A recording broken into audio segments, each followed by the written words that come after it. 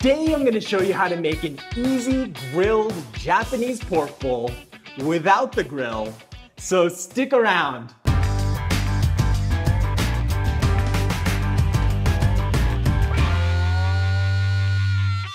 Welcome back to No Recipes. I'm Mark Matsumoto, and I'm here to show you how to elevate your everyday meals, so smash that subscribe button and ring that bell so you don't miss out. When I first moved back to Japan, I spent about 3 years living in Hokkaido. And aside from being stunningly beautiful, it's also the breadbasket of Japan. I think it goes without saying that I had some amazing food memories there, but having this Tokachi-style butadon for the first time is amongst my favorites.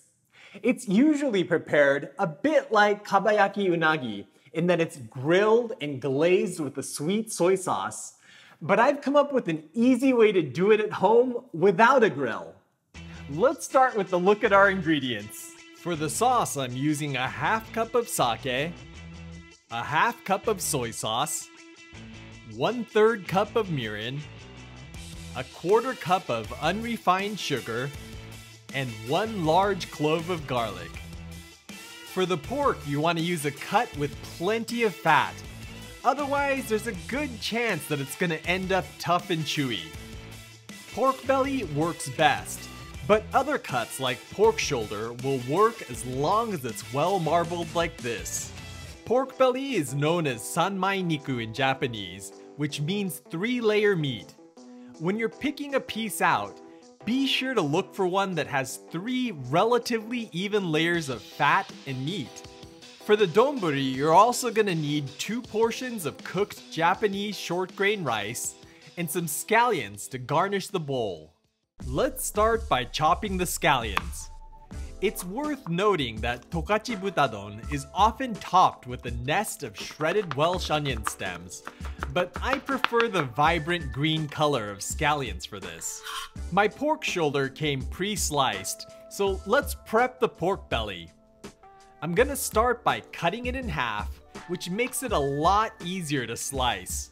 By the way, this pork belly is skinless, so if yours still has skin attached, be sure to remove it before you slice it. You want to get the slices about 1/4 inch thick. That way, most of the excess fat around the edges gets rendered out and they end up slightly crispy while the center remains juicy and rich. For the sauce, I'm gonna add the sake, soy sauce, mirin, and sugar to a saucepan. Then I'm gonna whack our clove of garlic until it's good and smashed. This not only helps peel it, it also makes it easier for the flavors to infuse our sauce. Let's drop the garlic in and get this over to the stove. Now I'm just gonna boil the sauce down until it starts to thicken. You need to keep a close eye on this and adjust the heat down and up, or it's gonna boil over. And let me tell you from experience, you don't want to have to clean burnt soy sauce and sugar off your stove. If you see any scum rising to the surface, be sure to skim it off, because these are impurities that are gonna cloud your sauce. In case you're wondering, this is a bit like my teriyaki sauce, but it's a little less sweet, and the addition of mirin adds a wonderful earthy flavor. When you're looking for mirin, be sure to check the ingredients. There's a lot of fake ones out there, and a real one won't have any salt, corn syrup, sugar, MSG, or flavorings added. If you have an instant read thermometer, you can tell the sauce is done when it hits 230 degrees Fahrenheit or 110 degrees Celsius. But if you don't have one, just look for the sauce to thicken and the bubbles to get big and shiny. When it's done, the sauce should end up looking something like this. For the pork, I like the meat to be pretty well seasoned for this, so I'm gonna sprinkle on some salt onto one side. I've got a frying pan that's been heating over medium-high heat until it's very hot, and I'm gonna add the pork belly first. Different cuts of meat take a different amount of time to cook through, so I don't recommend cooking them at the same time. Pork belly has a tendency to curl, so it's important to flip it over a few times to make sure it cooks through evenly, or it's gonna curl up, which makes the next step really difficult. Once it's cooked through and just starting to brown around the edges, let's transfer it to a plate. For the pork shoulder, it's gonna cook through much faster than the pork belly. So once you have a little browning on one side, flip it over and quickly cook the second side before removing it from the pan. Okay, this is looking good, so let's get these into the plate with the pork belly. Now you want to turn off the heat and sop up all that grease with paper towels. This is an important detail that helps keep our sauce nice and clear. Next, I'm gonna add a 1/4 cup of the sauce that we made into the pan and turn the heat back on. Then I'm gonna add the pork back in. You want to get a nice thick coating of glaze onto each piece of pork, so keep flipping them over. Once it's looking like this, transfer the pork to a wire rack that's set on top of a flame-proof tray. Now we're gonna torch this to caramelize the glaze and give it a bit of char. But first I want to show you how to properly use a kitchen torch. Most kitchen torches have 2 adjustments. One sets the amount of gas being discharged, while the other adjusts the air-fuel mixture.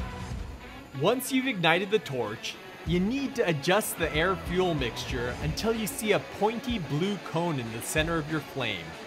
Otherwise, the incomplete combustion can make your food taste like the gas. Now we're ready to have some fun. When you're torching food, you want to hold it so the tip of that blue cone is right about where the food is at, because that's the hottest part of the flame. You also want to keep the flame moving around, because it's better to return to a spot than to have it burnt black. Okay, this is looking perfect, so let's put our butadon together. I've got a bowl of cooked Japanese rice here, and I'm gonna start by drizzling some of the sauce onto the rice. This percolates down into the rice, giving it tons of flavor. Now I just need to top this with the pork. I like putting the pork belly on one side and the pork shoulder on the other. Hit that with some scallions, and our tokachi butadon is done. Unlike most butadon, where paper-thin slices of pork are simmered in delicate dashi broth, this classic from Obihiro has a big, bold flavor and meaty texture that'll have you thinking about it for days. When you bite into the pork, the crisp exterior and smoky sweet sauce gives way to a rush of creamy pork juices and umami. Take a bite of the savory sweet rice, and the tastes and textures mingle to make for a mind-blowing mouthful of deliciousness.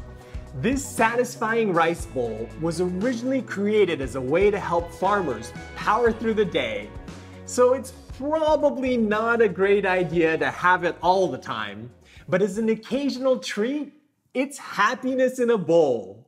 If you enjoyed this video, let me know you want to see more like it by giving this a big thumbs up and by sharing it with all your friends that love a hearty rice bowl.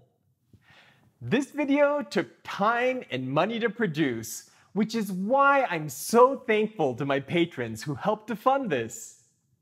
If you're learning something new from my recipes, I hope you'll consider clicking the link up here to join the No Recipes crew and help support our future videos. Well, I'm gonna go pig out on this donburi, but I'll catch you in the next one.